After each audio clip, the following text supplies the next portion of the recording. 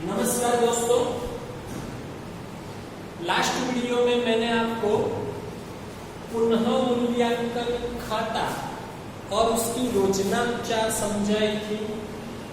आज हम उसका सवाल करते हैं। तो जब आप ये वीडियो देखो तब अपनी किताब खुली रखना, सवाल पहले एक बार ध्यान से पढ़ लेना, साथ में वीडियो देखना। सवाल में दोस्तों एक बार पढ़ लेता हूं। राजेश, पुष्पा और प्रतिभा श्रीनाथ जी ट्रेडर्स नाम की एक साझेदारी पेढ़ी के साझेदार है। उनके बीच लाभ हानि वितरण का प्रमाण 2:3:1 है।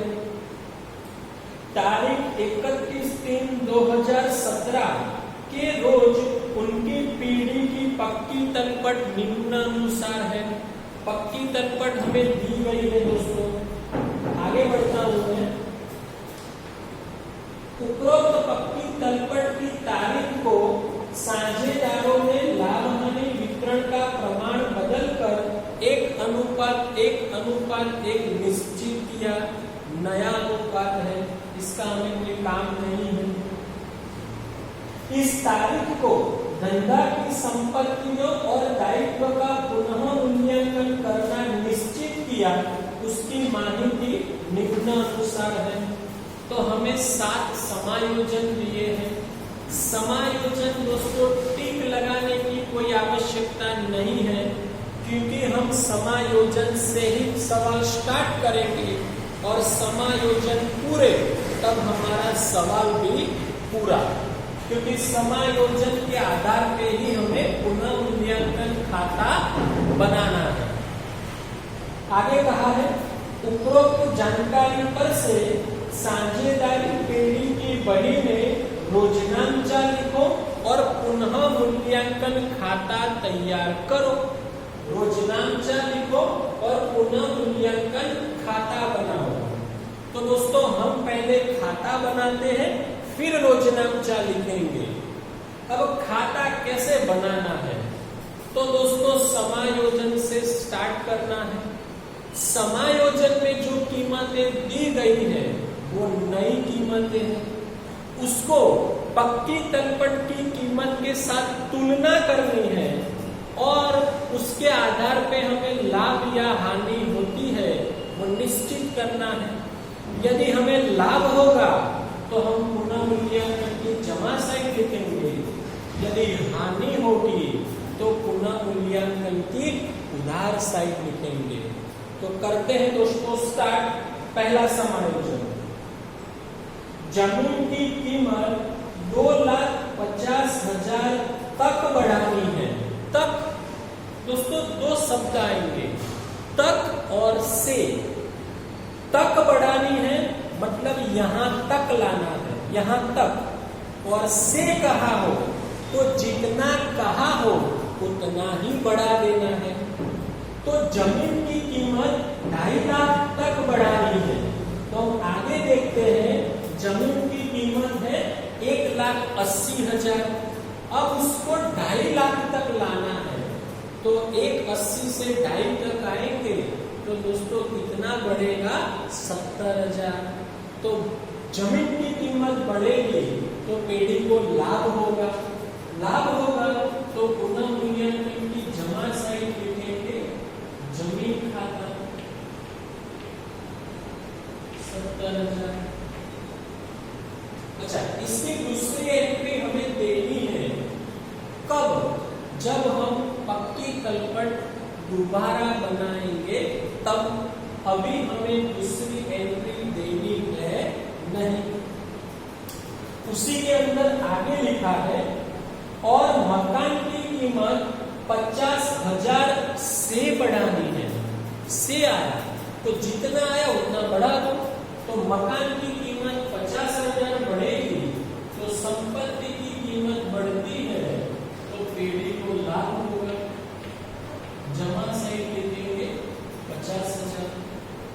दूसरा समायोजन, यंत्रों की कीमत 80,000 तक घटाइए। तक, यहां तक।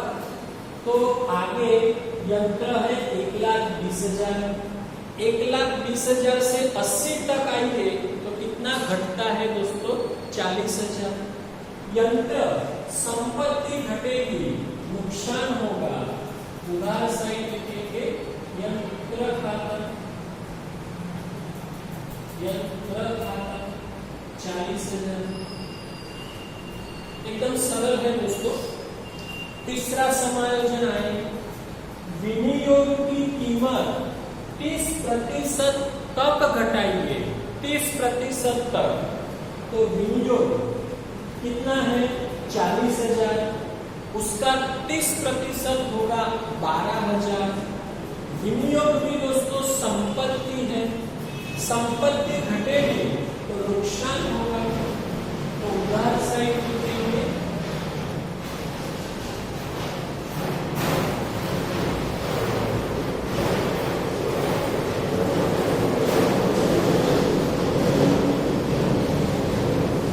विनियोग खाता 12,000। चौथा समायोजन है देनदारों पर 20% विगत ऋण अनामत और 5% देनदार बट्टा अनामत का प्रावधान कीजिए। देनदारों पर तो देनदार दोस्तों कितने हैं? 50,000। मैं साइड में गणना करता हूँ। देनदार दोस्तों 50,000 है। विगत ऋण अनामत 20% रखना है। 50,000 का 20% 10,000 है, 40,000 आया। उस पर बट्टा अनामत है 5%, तो 40,000 का 5 होगा 2,000। तो विगत ऋण अनामत 10,000, देनदार बट्टा अनामत 2,000। प्रावधान हमारे लिए हानि है। हानि दोस्तों कहाँ लिखेंगे हम? उधार साइड। तो विगत ऋण अनामत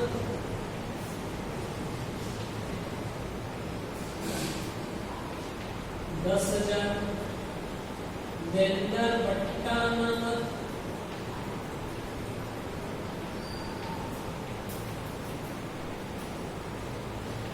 2,000। आगे बढ़ते हैं, नंबर 5 पे आए।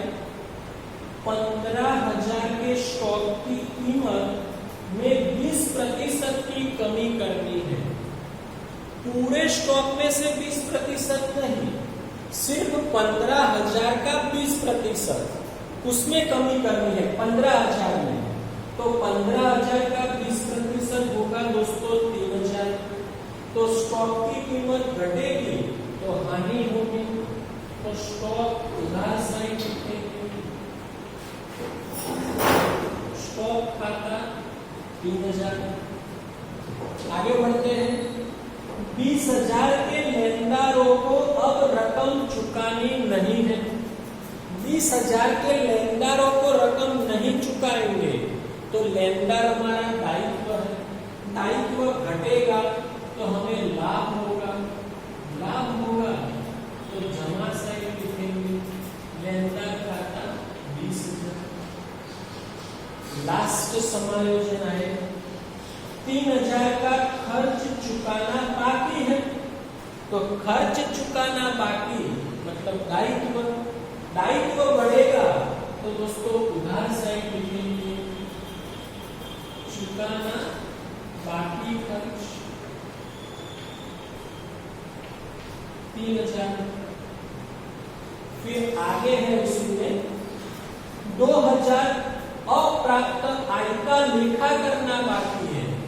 अप्राप्त आय दोस्तों हमारा लेना है, लेखा करेंगे, लेना बढ़ेगा तो लाभ होगा। मिलनी बाकी आय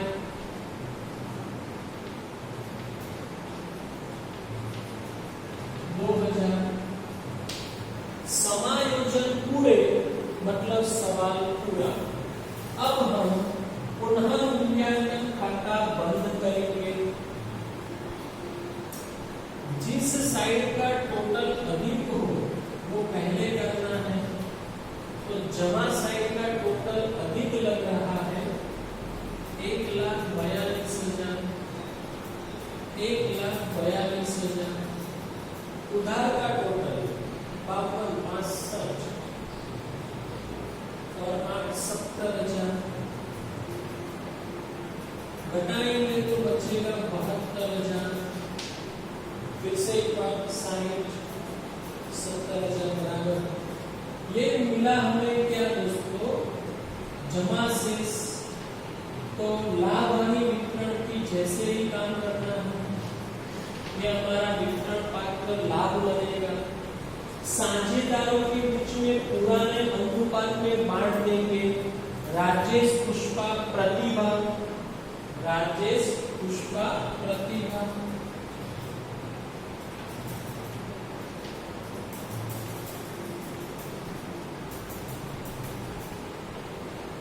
और पुराना अनुपात है हमारा 2:3:1 है। तो यहाँ आएगी रकम 24,000, उसका में आएगी 36,000, प्रतिभा को मिलेगी 12,000। हमारा दोस्तों पुनः मूल्यांकन खाता बन गया है। अब हम दोस्तों क्या लिखेंगे, योजनांचा। अच्छा दोस्तों, योजनांचा का नमूना मैं यहाँ बनाता नहीं हूँ।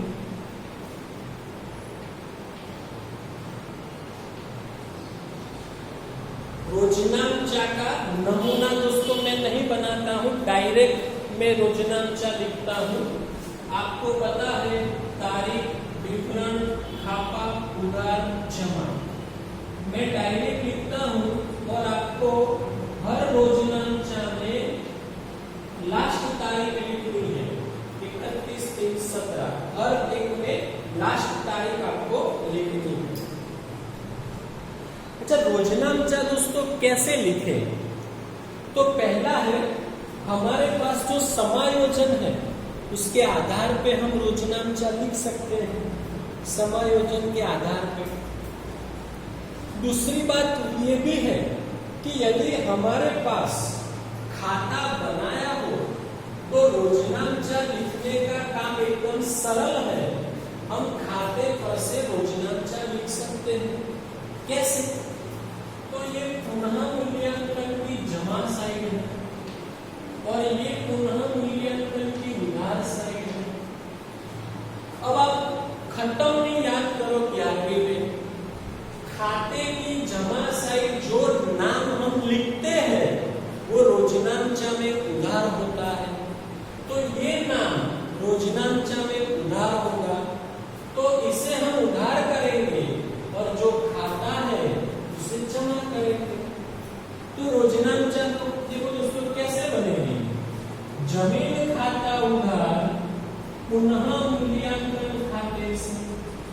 उसी तरीके से मकान में मकान खाता उधार पुनः मूल्यांकन खाते से।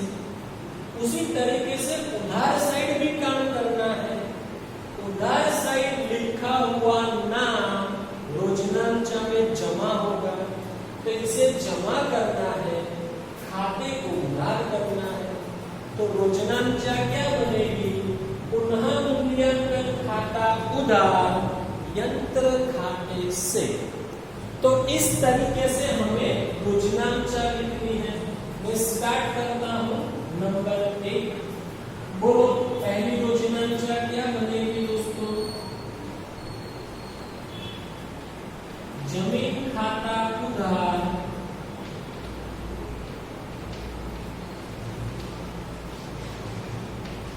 पुनः मूल्यांकन खाते से 70,000। अब दोस्तों विवरण आप खुद लिखोगे, मैं समझा तो देता हूं। विवरण में क्या लिखना है, जमीन की कीमत में वृद्धि होने पर क्या लिखेंगे, जमीन की कीमत में वृद्धि होने पर। चलो आगे बढ़ते हैं दोस्तों।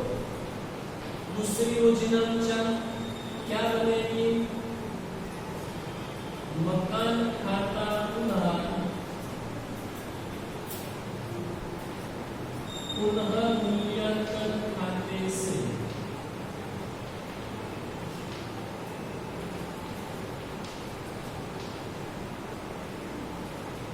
विवरण दोस्तों आप खुद लिखोगे, अब मैं इसके लिए जगह नहीं छोड़ूंगा। 50,000 विवरण क्या लिखेंगे? मकान की कीमत में वृद्धि होने पर तीसरी योजनांचा बोलो क्या बनेगी दोस्तों? लेनदार खाता उधार पुनः मूल्यांकन खाते से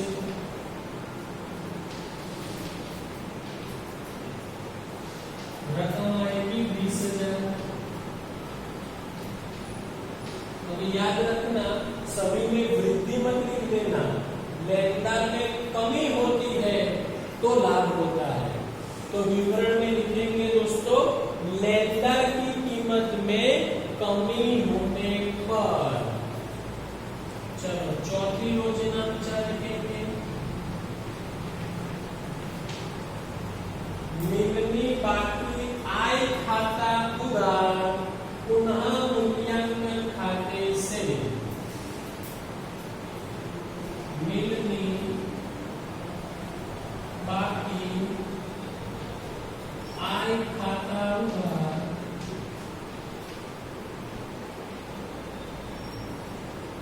पुनः मूल्यांकन खाते से कितनी रकम आएगी दोस्तों? 2,000। विवरण में क्या लिखोगे आप? तो मिलनी बाकी आय का बही में लेखा करने पर, मिलनी बाकी आय का बही में लेखा करने पर दोस्तों उधार साइड आते हैं। नंबर 5 बताओ दोस्तों क्या योजनांचा बनेगी? उधार साइड है तो यंत्र जमा करना है, पुनः मूल्यांकन खाता उधार करना है।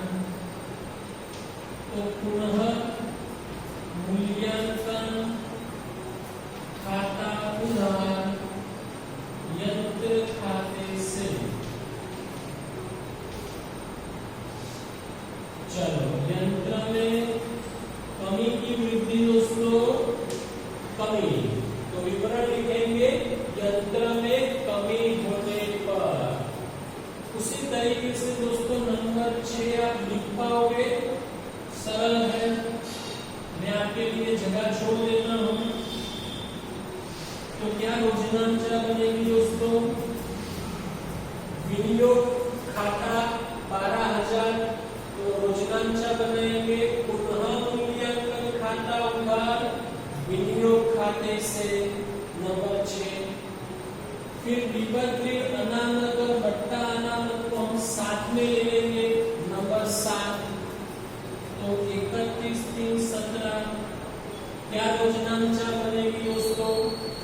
पुनः मूल्यांकन खाता उधार विपत्तिक अनामत खाते से लेनदार बट्टा अनामत खाते से। इसको भी दोस्तों आप लिख पाओगे। फिर नंबर 8 स्टॉक के लिए योजनांचा पुनः मूल्यांकन खाता उधार स्टॉक खाते से रकम आएगी दोस्तों 3,000, उसे भी आप लिख पाओगे। नंबर 9 पुनः मूल्यांकन खाता उधार चुकाना बाकी खर्च खाते से, वो भी आप लिख पाओगे। नंबर 10 वितरण पात्र लाभ। इसमें दोस्तों याद रखना पुनः मूल्यांकन खाता उधार साझेदारों के पूंजी या चालू खाते जमा करेंगे। तो आपको एक बार सवाल में देख लेने का, यदि चालू खाता दिया हो तो चालू खाते में लिखने का, चालू खाता न दिया हो तो पूंजी खाते में लिखने का। तो अंदर चालू खाता है नहीं, तो हमारी योजनांचा 10 नंबर में दोस्तों क्या बनेगी? 10 नंबर में दोस्तों क्या बनेगी योजना? याद रखना। पुनः मूल्यांकन खाता उधार राजेश के पूंजी खाते से, पुष्पा के पूंजी खाते से, प्रतिभा के पूंजी खाते से। ओके दोस्तों, ये 4 योजनांश आपको पूरी लिखनी है। इसकी जगह में यहाँ से निकाल देता हूँ दोस्तों पूरी। कौन कौन से नंबर की आपको लिखनी है? 1 2 3 4 5 6 7 8 9 दोस्तों आप पूरी लिखना। 10 नंबर की मैं लिखवा रहा हूँ आपको। पुनः मूल्यांकन खाता उधार, पुनः मूल्यांकन खाता उधार राजेश के पूंजी खाते से,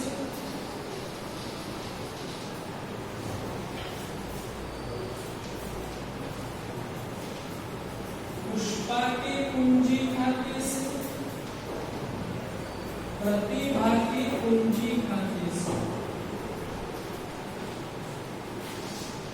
रकम दोस्तों आएगी 72,000, 24,000, 36,000, 12,000। विवरण क्या लिखना है दोस्तों?